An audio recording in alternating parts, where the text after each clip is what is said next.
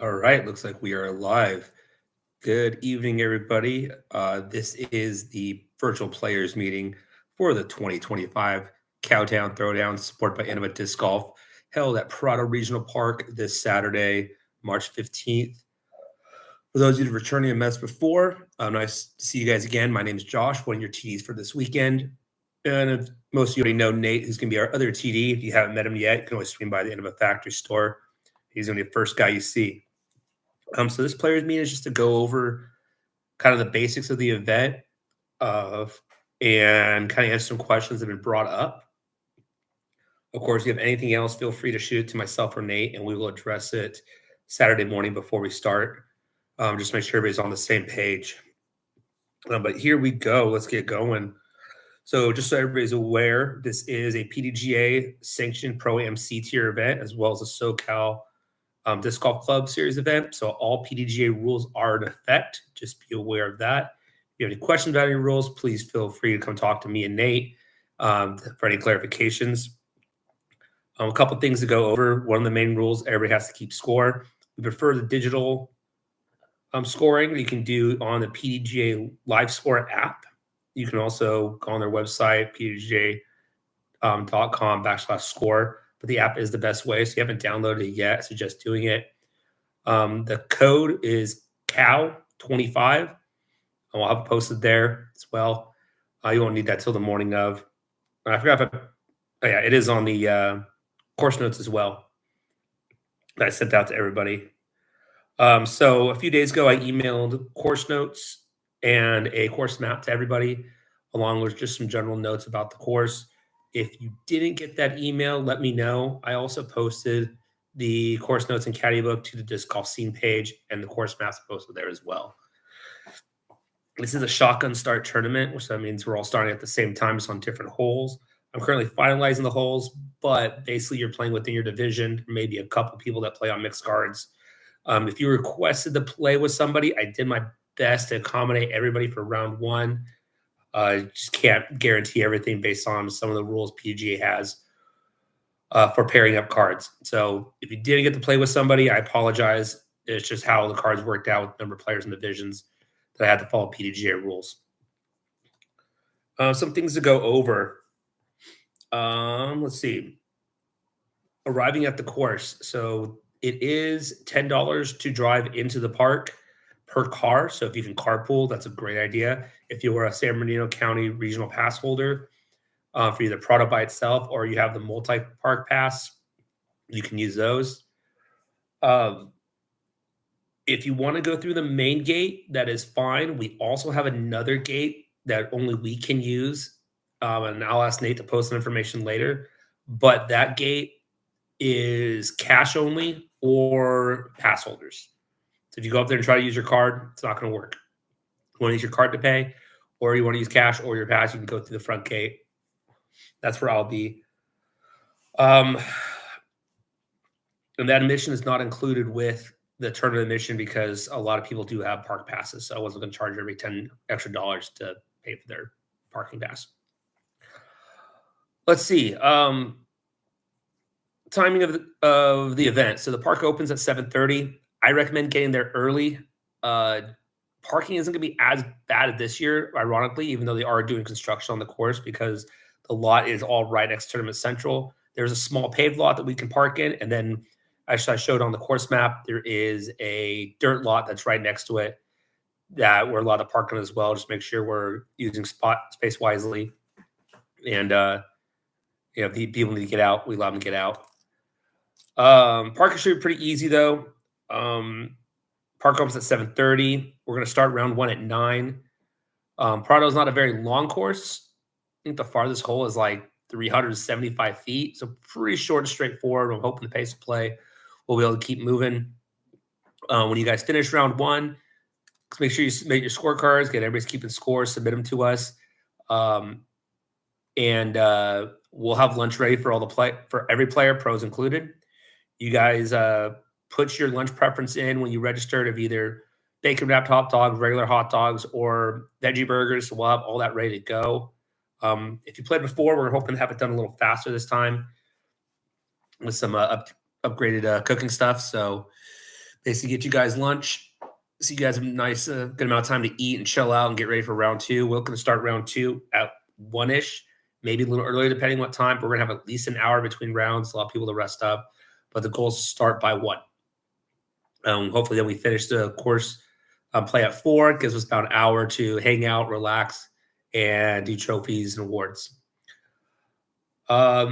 With lunch, everything's included for you guys. So we're going to have the main course. I'm going to have some sides out there for you guys, some dessert, and then drinks as well. We're going to have waters. We'll have different types of sodas, and then we'll have it is St. Patrick's Day theme, so I'll have a couple different options of adult beverages available. It's all for you guys. Have what you want. Just make sure that you enjoy everything responsibly. Don't need anybody getting in trouble while we're out on the course, and make sure we're following all PDGA rules with that. Let's see. Some other things to go over that people brought up.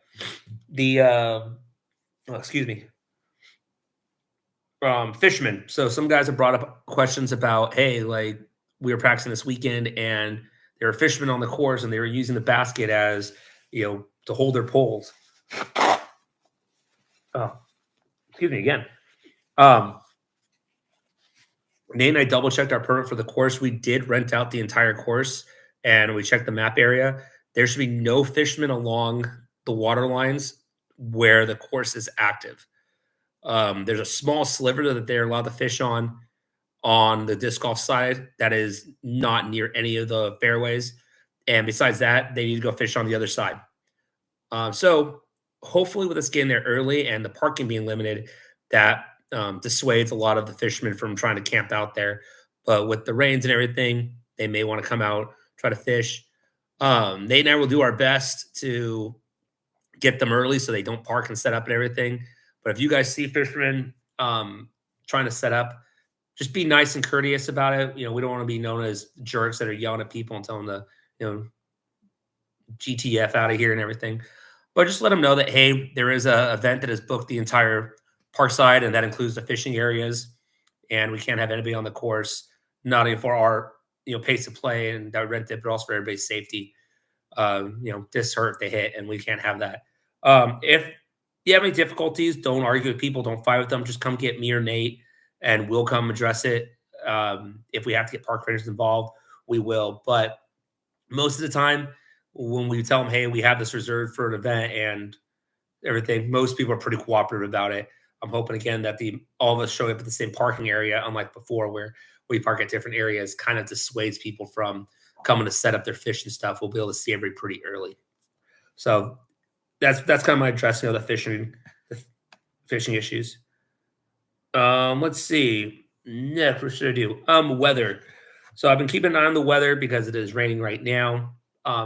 We should be good on weather, guys. It's going to be in I would double check the weather, of course, it's your responsibility, but we shouldn't have any rain, hopefully. Should be nice and clear by the time we start play. But just be aware that, Prado is a big grass course. It gets kind of muddy out there, so come prepared for all weather.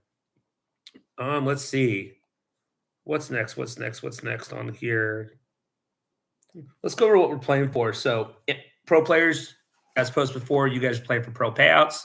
Amateur players, you guys do get a players pack. Everybody gets a new custom logoed mini that we designed in a special type of plastic that's limited to events, as well as a tournament stamp disc. If you were one of the early registrants, you got to select which mold and weight you wanted from the Halo Champion plastic between a Gorgon and a Wraith. They look something like this. Obviously, different stamps, different colors and everything, but it's the Halo Champion. If you registered later and you didn't get to select, no worries, you still get a disc. There may be some of these guys left that you can pick up from the table. They were also able to get some limited edition other run discs that are just non-Halo. This is a Metal Flag Champion Leopard 3. I know we got some Moondust Wraiths in there. And I think some Proto Color Glow Stingrays that Nate picked out. So we do have discs for all the players. If you were one of the ones that did pre-select a disc and you decide you want something different, you're welcome to let Nate know that you want to swap and pick something else on the table. Like, hey, if you really want to swap out your what's this guy? Your champion, Halo Champion Wraithier for a Metal Flake Leopard 3, you're welcome to it. Just talk to Nate when you're there, but it's 1 disc per player. If you pre-ordered, or not pre-ordered, but you pre-selected your disc, the weight and the mold and everything you wanted, I did my best I selected yours that you had, and some people put extra notes there, so I did my best to select a disc for you that fit the description you wanted. The one thing I can guarantee is that's within the weight range that you wanted and the mold. Let's see what we got. So for our second place trophies, we have these cool second, third place trophies. Some of these cool plaques that have the Cowtown logo on them with your placing. And then for first place, we decided to switch it up this year and got these other nice acrylic, stand on their own type of trophies. See it standing there for our first place winners. So those look good on displays for you guys. They came out nice, so I hope everybody enjoys them. No. What else we go? Some fun stuff. So as part of this event, it's supposed to be a fun event that we all come out trying to, keep product going as a tournament course. Everybody, we're going to be doing a raffle at the end that all players are allowed to participate in. You don't have to buy any tickets or anything. Remember, you get 1 ticket just for being a tournament player. You also get 1 tournament if you wear something in of a branded logo. So it can be a hat, it can be a shirt, it can be socks. If it does have socks, sweatshirt, something like that. Just can't be a towel or be like, oh, my bag's ended up. No, like that doesn't count. You have to actually be wearing something that has the NFL logo on it. It could be a tournament shirt from another tournament. That works. And you get a second ticket, or I should say a third ticket, if you wear something green. Because it's St. Patrick's Day themed, we like to promote green out there. So you wear something that has green on it, great. That's going to get you another ticket. So a max of 3 tickets possible. We'll do the raffle afterwards. We do have some cool prizes to give away, some discs. We have a couple bags. See what else Innova will throw at us to allow us to give to you guys, the players, have some fun there. There is an ace pot in play. So if you paid into the ace pot, awesome. I have the list for that. If nobody hits the ace pot, our normal thing is that we donate to charity. But we did have a disc golfer pass away recently, just last week in it. Right after playing round 1 of the Ukaipa Open. And there's ideas that instead of donating to a charity, to donate it to his family to help with the funeral costs. So that's still up to date. I usually let the tournament people decide. But again, it all goes back into our disc golf family and helping those that have been part of our community. So that's something we can all discuss later. All right. Let's get to the nitty-gritty of stuff, and that is the course. So just to go over some things, OBs. So all parking lots are out of bounds. All paved roads are out of bounds. So basically, if we're playing inside the park there, there's a couple holes I'll go over where you are throwing over OB, coming back in player in bounds to play. Those are all OB. Obviously, the lake is OB. And with the lake, we do allow a 2-meter relief from the edge of the lake because the edge get kind of steep.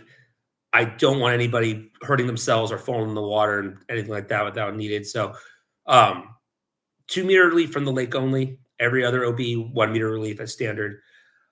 Let's see. Construction area. The construction area fence and the park boundary fence are all OB as well. Just putting that in there. So if you throw over the fence line, you're not climbing in construction areas trying to pitch out. If you go past that fence, you're out of bounds. Certain holes have certain rules that have additional drop zones on them to help keep the pace of play. I'm going to go over those as well. Remember that if you lose a disc, you have 3 minutes max to search for it. If you can't find it in 3 minutes, please just leave it and move on. You're welcome to search around at lunch or after the event. If you lose in the lake or something, check back later on, and the product guys are usually able to go in and find stuff, and they'll help you find it. Good. And one big one people always ask, there is no 2-meter rule. It's not very treaty at Prado, and the trees are pretty thin, so you don't usually get stuck up there. But if you do, I'm not going to punish you. Not a lot of high shots. Let's see. I put in the caddy book how playoffs are going to work. So if you have any questions about playoffs, let me know. But we always do aggregate playoff because I feel like you should deserve more than one hole to try to come back. All right. And as always, my phone number and Nate's phone number are on the caddy book. If you need us during play, feel free to give us a call. One of us will come out there and show us what you need. All right, let's go over the course real quick. So we have 19 holes that we're playing. Hole 1 is going to be a temporary hole that we're designing using, the old normal course 17 tee pad, but playing it backwards along that peninsula. We'll have a 10 basket out there. From there, it kind of plays normal. It's just remember that using the course map, we have the holes labeled and numbered for the tournament. So, for example, tournament hole 2 is course normal 13. And the reason for that is we're just trying to make it flow from tournament central to round. So it makes no sense for me to say hole 1 is over normal hole 1 is when tournament central is on the other side of the park. So that's why we're doing it. We will have T signs out. They're just our Innova tournament T signs that will have the proper hole numbers. So make sure you look for those. And then we have one custom made sign for the event for hole number 19. So let's see. So going over some holes, let's see. Hole 2 is a little shorty. It's a Mando ride the marked tree, about 250 feet downhill. There's Mando's a drop zone with it. Hole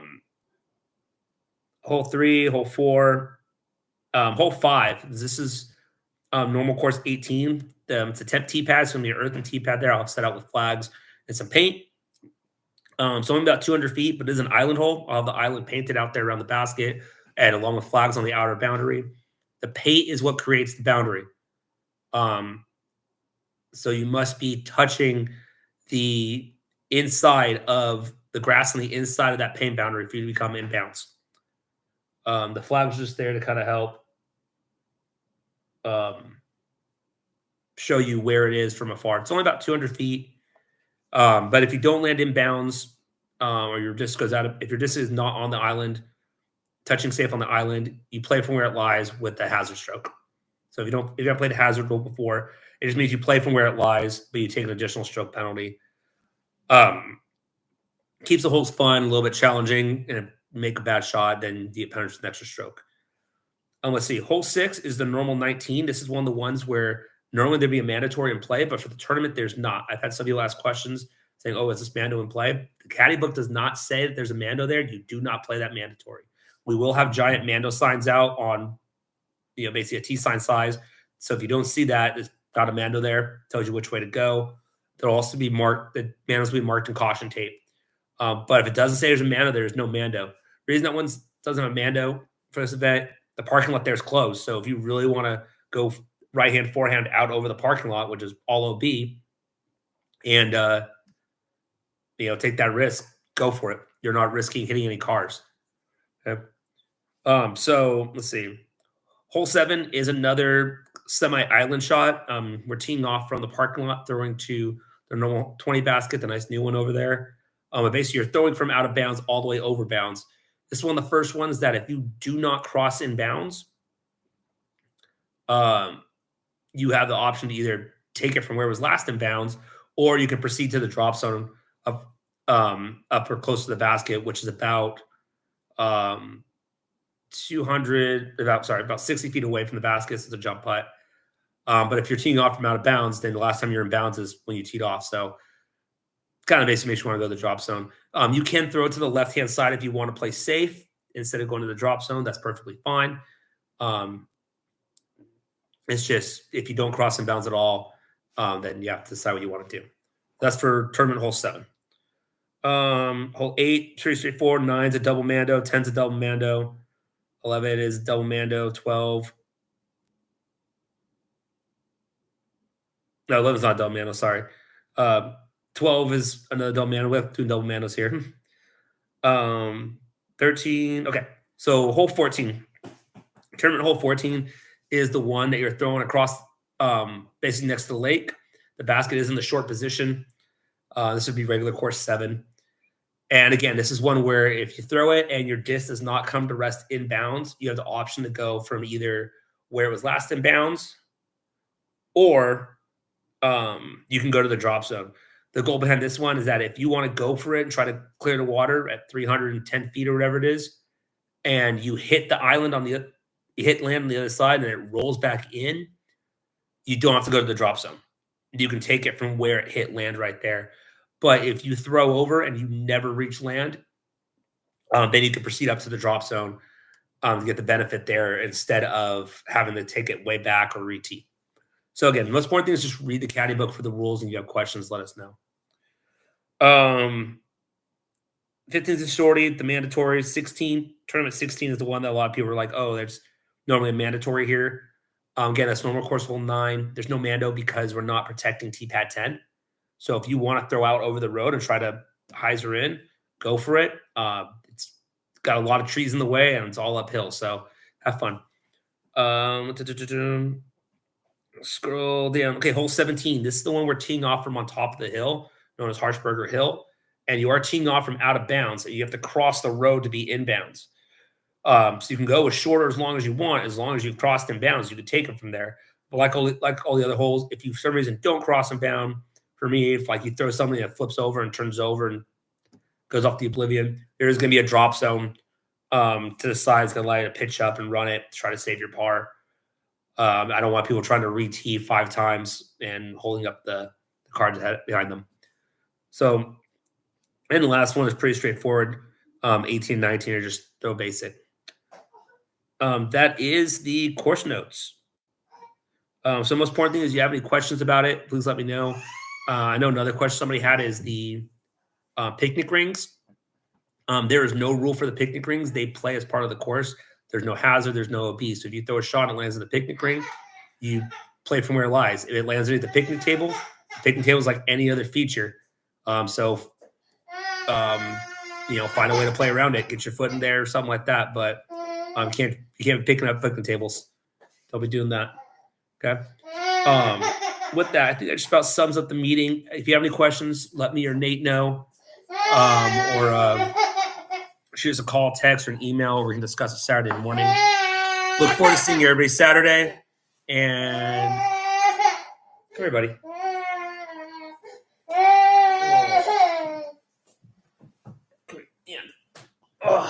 We'll see this little guy in the morning too. He helps train to be a TD. Maybe he'll do some grilling or something. I don't know. But anyway, we'll see you guys bright and early Saturday morning. Again, if you have any questions, please let me know. And thank you again for joining us for this event. I know we have a lot of events to pick up. There's 2 events going on this weekend. And I know they're both doing pretty well. It's great to see so many people out playing disc golf and supporting events like this. Gotta thank my assist TD Nate and all the team that's going to be helping us this weekend. Thanks to Innova Disc Golf for their support. Thanks to Jacob here for being super cute. Oh, no, not anymore. And thank you guys. And with that, we will see you on Saturday.